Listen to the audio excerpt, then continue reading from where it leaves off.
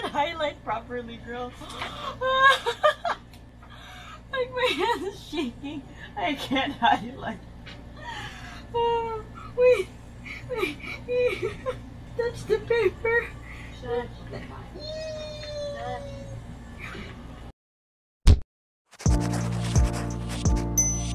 Hey guys, welcome to the channel. It's November soon and I need to get my spreads in order. So let's get into it. November is my birthday month and I didn't want to go for a generic birthday theme, and going off of my different aesthetics part of the theme for this year, I wanted to go for one of the styles that I really liked early on. So this month is going to be a very geometric and ordered. This month is pretty heavy in terms of stuff I have to do, so I also wanted something that didn't take too much effort to make. So this video might be a little shorter than usual. To help contrast it to the really colorful spreads I've been making lately, this is mainly going to be a monochromatic black and white type of spread. Since I'm pretty busy, I didn't make a custom wallpaper for this month, but I made something geometric in the past, so I'll still show you that at the end of the video.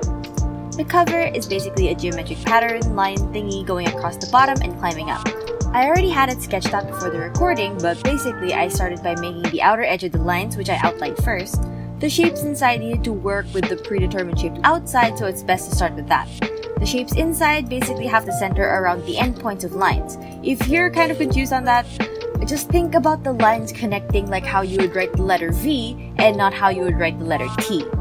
The lines shouldn't connect in the middle of things as much as possible, but that's just for the design I'm going for. If you have a dot grid notebook like mine, it's great for doing patterns like this since you can just use the pre-existing dots as a guide to connect all your dots to. In a spread like this, it's really important to keep your lines and page clean, so I also run a tissue through my ruler once in a while to get the excess ink off the edge. If you guys have noticed, I've been using my plastic ruler a lot more than my metal one. That's because the plastic ruler doesn't leave the metal smell on my hands. But the issue with the plastic ruler is that if you press too hard, it actually makes stains on the page with the ink and the back of the ruler. I've been dealing with it for a while now, and so in between clips, I've taken some tape and covered up the back part of the ruler to prevent it from smudging on the page. The title for this spread is actually something you can see me draw on camera. It's a geometric font I saw on Google and it's made out of triangles and lines. So I think it would be the best one to fit the current theme and also something easy enough to make without the stuff I had to deal with other fonts. To go with the monochromatic look, I used the same black Muji pen to outline the title sketch. It has really smooth black ink, it just takes forever to dry properly, which leads to a lot of smudging. I finish off the cover with some small triangles around it so the empty space doesn't look so empty. I have some bigger triangles closer to the bottom, fading into smaller ones at the top, kinda like if the geometric shape started crumbling by the lines. Next is the monthly. This is where I bring out my different pens. I start with a gray washi tape on top, not too light, not too dark. I've gotten into the habit of not writing the days on top of the week anymore. I realized that the struggle I have with writing on washi tape and waiting for it to dry for an hour just to make sure that it's completely dry so it doesn't smudge, just for all the writing to still look sloppy, is too much work for something not that good. I'm going to use three main pens for the rest of these spreads: a gray Muji pen, which is a light gray, a dark gray vintage pen, which I'll call the dark gray, and the black Muji pen I've been using for the cover, which is the black pen. I use a dark gray to make the calendar since it actually dries the fastest, so I don't have to risk smudging the lines. The dates are written in light gray so they don't interfere too much with the design. Even if this is a monochromatic spread, I'm still using the same color coding scheme for my tasks and subjects, so I'm still making the color key on the side of my spread. This makes me really excited since the busiest months usually end up being my most colorful since I have a lot to schedule. Although this is gonna be a stressful month for me, the spread is gonna look so cool when the colors pop because of the black and white look of the page. I already have my geometric design pre-sketched on the page, so that's just redrawn in the black pen to match the cover. I need to make a title for this page as well, so instead of making a full month label, I just write the abbreviation but wider since it's the only way I can take up the space on the bottom with only 3 letters, but it doesn't have the space to fit all 8. I also add some decorative triangles to fill in the space at the side. Now onto the weeklies! I think even I'm getting tired of saying this, but I'm making my usual time spread since I still have class. My corner calendar highlight is mild liner gray because that's the only gray highlighter I have. The day labels are in black and the calendar is in light gray. There's a box under that in light gray for my weekly watch list and extra week notes. Then the same dark gray pen is used to make the time labels all the way across. The top decoration bar is gonna have the same geometric web connecty things that I've been making, so I want to plan that out with a pencil first before going through with the permanent design. Remember to make the lines connect at a point and not in the middle of the line. I also make a line on the side and the bottom just to make the design look complete, but also to separate the design from other parts of the spread. When that's all done, I trace over it with my light gray pen, wiping my ruler every once in a while to prevent smudging. Then after sketching how big I want them, I make the labels for each day with a black pen. I wanted to keep that contrast so the black pen could still be seen even if I write over the gray. That's it for the general design of the weekly, still keeping it monochrome so the colors pop when I add them in. Now on to life updates. As you guys know, I just entered a new course and this is my first semester in it. In general, it's actually been busier with my 12 units worth with 2 majors and 2 other subjects than it was with my 18 units of GE. So right now I have 4 subjects, I used to have 6 every semester. I'm not sure if I just got used to the more chill schedule that I had during my break, or it's actually a lot of work for all the 4 subjects I have to do. If I remember correctly, my full non-major story video is gonna come out this November where I'm gonna go more in depth about what being a non-major is and my extended experience with it. But so far, all of my classes have extensive lists of readings. The Shakespeare class is of course literature, so I had to read some sonnets and some plays. For one of my majors, there can be 3 to 4 readings sitting at about 20 pages each, 20 plus pages each, but the output for each week is about 2 to 3 pages at most, which is really taxing since you have to go through all these articles, essays, and papers that sound super pretentious and deep when they're actually barely saying anything. There was this 2-sentence snippet I'd read to friends and family from one of my readings that took up the space of a paragraph. I think it took up about 7 to 8 lines on the page, and even when you read it slowly, no one could understand what it's actually trying to say unless you spend 20 minutes rereading it. There are readings that are about 30 pages long, but the important content is only about 3 pages worth. Now I kind of know how pros feel reading fluff essays. A lot of my time is also spent writing down notes. A lot of my work is asynchronous, which I honestly prefer, but there's so many readings to read and taking notes of it takes too much time. It's actually getting hard to sort out everything I need to make notes on since I have to decide whether to take reading notes before or after the lecture, but that would mean deciding if I would be taking notes during the lecture or just watching the recording and taking notes from there, which might take a little bit more time since I have to set aside time to make notes after the lecture, but during the lecture I need to kind of quickly take the notes, so I just had to decide between that. In other news, I'm starting to work on some more crafty videos for you guys. I took a little bit of a break from making them since they take up so much time and it's just things that I don't really need anyway. But for these next 2 crafts, it's basically costume based, so it's kinda more needed than usual. The next craft is a frontman mask from Squid Game coming out next week. I'll give more details about why I made it and how it's constructed in that video. But I just wanted to mention it to you guys since it's also something that took up a big part of my time for a week.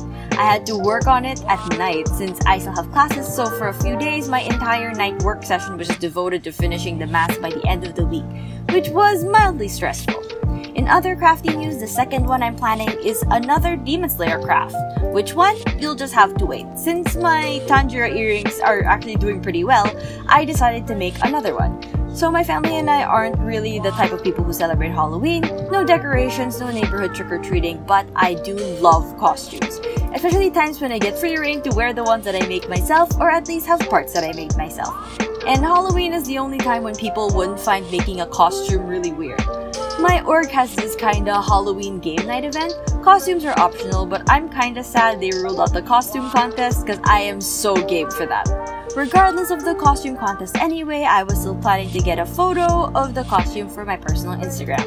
So yeah, I'm not gonna reveal which character I picked, so you guys will just have to see around December. And let's go back to the spreads. For my habit tracker, I wanted a kind of familiar but not that familiar layout. If you guys have seen my March spreads where it's a bar of numbers, then you have to shade in the days you did the task. But I thought that I needed a bigger space for the title since the last time I just wrote them really small on the bottom of the bars. I had to take a lot of time to sketch it out since I needed to measure the page enough to make sure it fit all 12 habit trackers. The titles are just the same as the geometric font I've been replicating this entire time. Instead of having 2 bars representing half of the month, to fit the titles like I want to, I changed the layout to 1 bar where each bar is split into 2 diagonally.